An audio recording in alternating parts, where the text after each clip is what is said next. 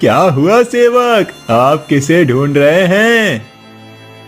महारानी बहुत बीमार हैं और कमजोर हैं, इसीलिए महाराज ने आदेश दिया है कि यदि किसी के पास देसी मुर्गी के अंडे मिले तो वो जाकर महाराज से भेंट करें। महाराज उस व्यक्ति को मुंह मांगा इनाम देने वाले हैं। क्या मुंह मांगा इनाम? अरे वाह! सेवक आगे चला जाता है, तभी छगन लाल को राव जी मिलता है। अरे राव जी, तुमने सुना अभी सेवक ने क्या कहा? हाँ हाँ, पता है मुझे। महारानी का स्वास्थ्य ठीक करने के लिए महाराज को देसी अंडे बेचने वाले की तलाश है। क्या तुम जानते हो ऐसे किसी व्यक्ति को? हाँ हाँ, हमारे राज्य में एक ही तो है चंपक, जिसके पास एक मुर्गी है जो रोज उसे अंडा देती है। क्या? एक मुर्गी, और वो भी रोज अंडे देती है? कुछ अजीब बात नहीं है ये? हाँ, अजीब तो है, परंतु वो तो यही कहता है कि उसके पास एक ही मुर्गी है।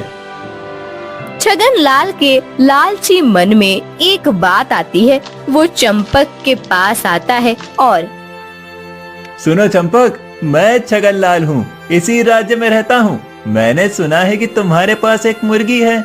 मैं उस मुर्गी को खरीदना चाहता हूँ, परंतु मैं उस मुर्गी को बेचना नहीं चाहता।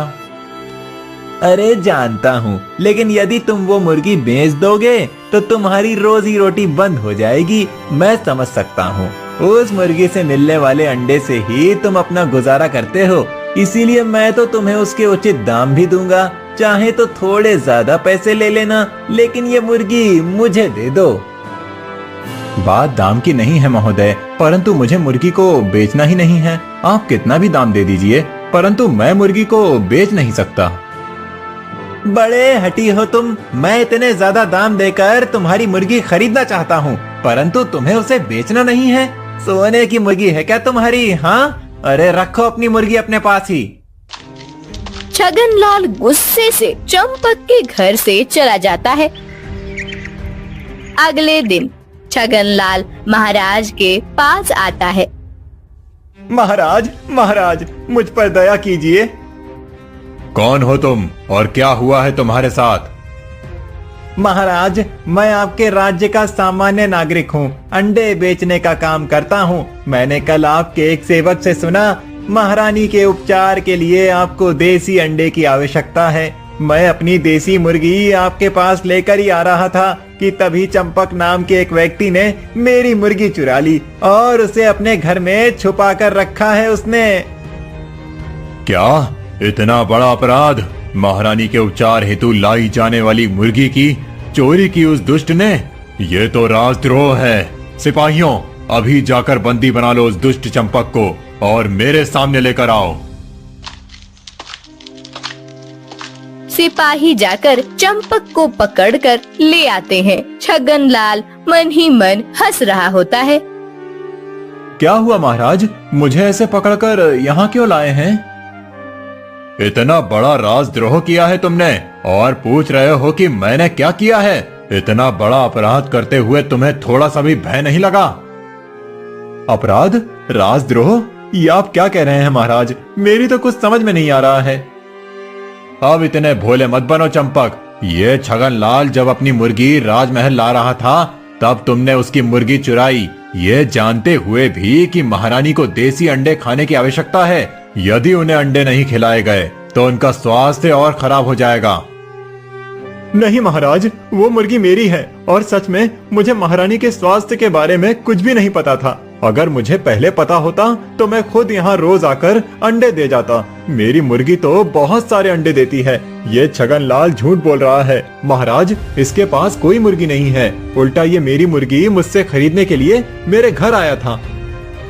नहीं महाराज, ये झूठ बोल रहा है। यही आया था मेरे पास आपकी घोषणा सुनकर, जब सेवक ने बताया कि जो भी व्यक्ति महारानी के लिए देसी अंडे ले जाएगा उसे महाराज मुंह मांगा इनाम देंगे। ये सुनकर इसके मन में लालच आ गया होगा, इसीलिए मेरी मुर्गी पानी के दाम में मांग रहा था मुझसे। नहीं महाराज, ये झूठ बोल रहा है। सच तो ये है कि ये छगन लाल आया था मेरे घर और 2 गुनी कीमत देकर मेरी मुर्गी खरीदना चाहता था। अच्छा, तो ये बताओ कि तुम्हारे घर जो मुर्गी है वो तुम्हारे पास कैसे आई? महाराज, उस मुर्गी की मां ने ही मुझे एक अंडा दिया था, जिससे वो मुर्गी बाहर आई थी। मुर्गी की मां ने? अर्थात एक मुर्गी ने तुम्हें अपना अंडा दिया था? हाँ महाराज, उस मुर्गी ने कहा था कि इस अंडे से जो मुर्गी बाहर आएगी वो रोज अंडे देगी। मुर्गी ने कहा था? वो मुर्गी हम मनुष्यों की भाषा में बात कर रही थी? हाँ महाराज, वो मुर्गी हमारी भाषा में बोल रही थी।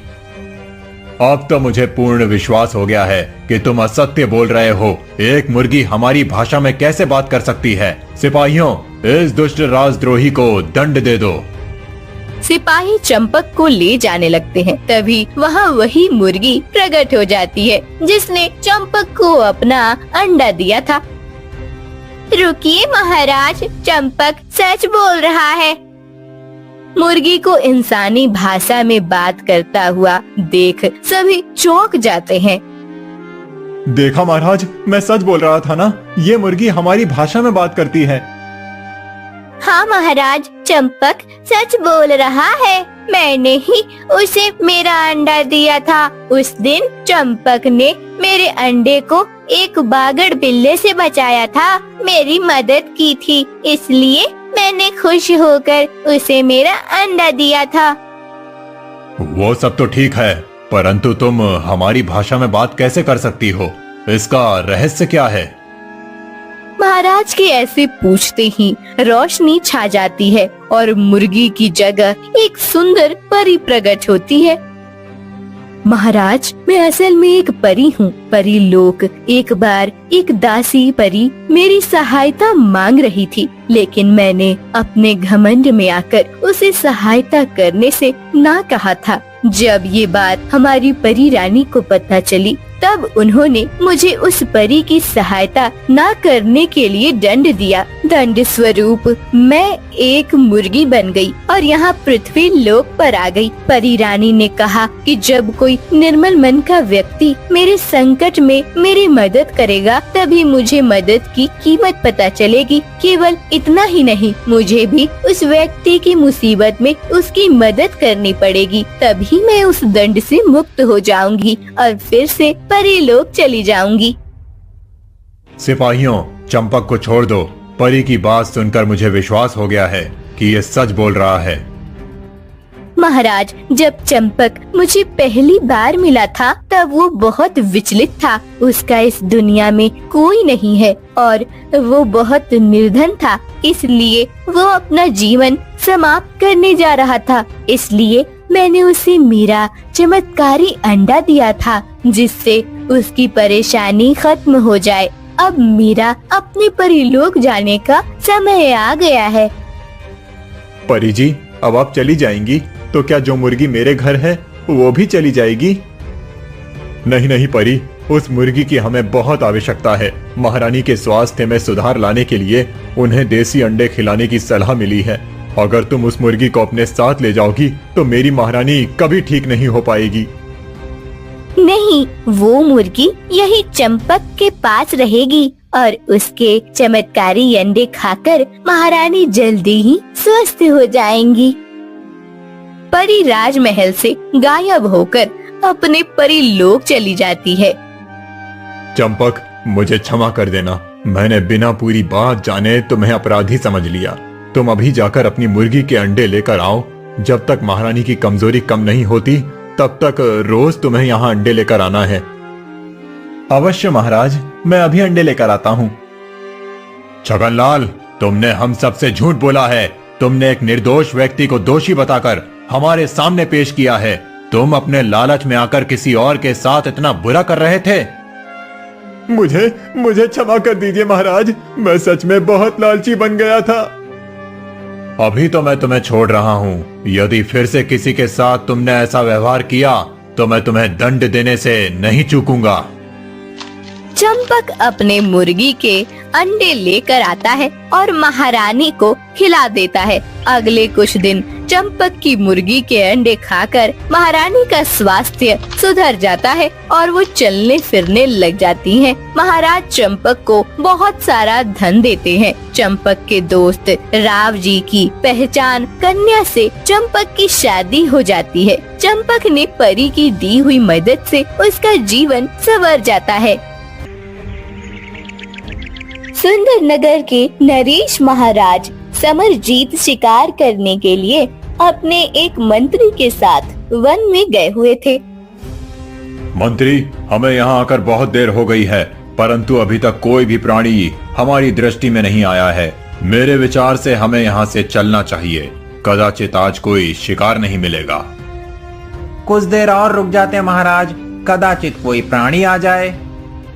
ठीक है। दोनों वहीं रुक जाते हैं। कुछ देर के बाद उन्हें एक सूअर की आवाज सुनाई देती है। मंत्री, लगता है कि कोई जंगली सूअर हमारे आसपास ही है। मुझे अभी उसका शिकार करना होगा। महाराज समरजीत अपना धनुष लेकर सूअर के शिकार सज्ज हो जाते हैं। थोड़ी देर के बाद उन्हें झाड़ियों के पीछे सूअर दिखाई देता है। महाराजा समरजीत अपने धनुष से निशाना साधते हैं और सूअर पर तीर चला देते हैं। सूअर भाग जाता है। मंत्री, वो सूअर भाग रहा है।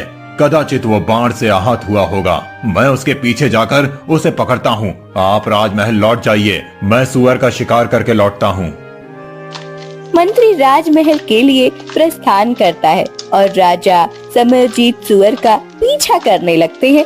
समरजीत सूअर की आवाज का पीछा करते करते एक गुफा में पहुंच जाते हैं।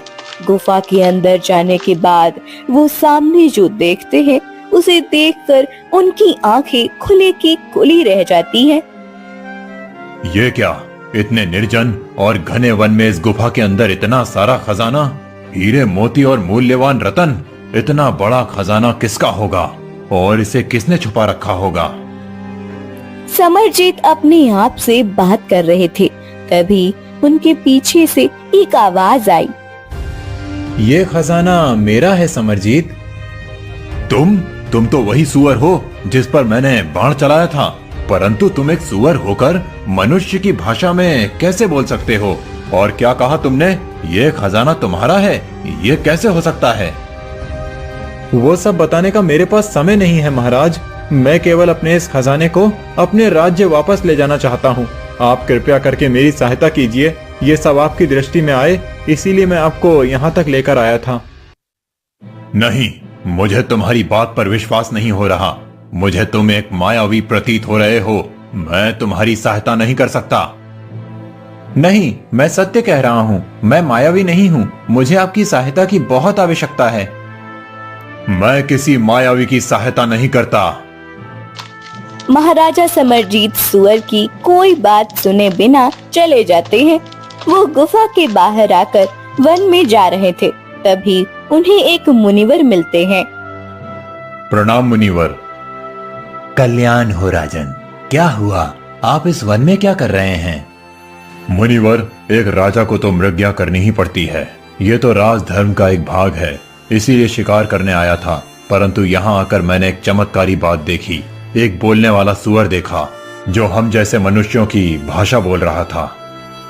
फिर क्या हुआ? मैंने उस सूअर पर अपना निशाना साधा था शिकार करने के लिए, परंतु वो एक गुफा में भाग गया। जब मैं उसका पीछा करते हुए गुफा में पहुंचा, तब मैंने देखा कि वहां बहुत बड़ा खजाना रखा हुआ था। उस सूअर ने कहा कि वो खजाना उसका है और वो अपने राज्य को फिर से प्राप्त करना चाहता है। वो मुझसे सहायता मांग रहा था, परंतु मैंने उसे एक मायावी समझकर सहायता करने से ना कह दिया। मुनिवर, कौन हो सकता है वो रहस्यमयी सूअर जो हमारी भाषा बोल रहा था? महाराज समरजीत, वो सूअर सत्य कह रहा था। वो एक राजा ही है और वो खजाना भी उसका ही है। ये आप क्या कह रहे हैं मुनिवर? एक सूअर और राजा? हाँ, मैं आपको पूरी कहानी बताता हूँ। बहुत समय पूर्व की बात है। महाराजा ओमकारनाथ अपने राज्य का प्रपंच अच्छे से चला रहे थे। प्रजा भी बहुत संतुष्ट और सुखी थी। उनके राज्य में किसी चीज की कोई कमी नहीं थी। एक बार महाराज ओंकार नाथ का बचपन का दोस्त जादूगर गौरवेंद्र उनसे भेंट करने आए थे। आओ आओ मित्र, कितने वर्षों के बाद मिल रहा हूँ तुमसे। हाँ मित्र, तुम तो अब राजा बन गए हो। तुम्हारे पास हम जैसे साधारण व्यक्तियों से मिलने का समय कहाँ है।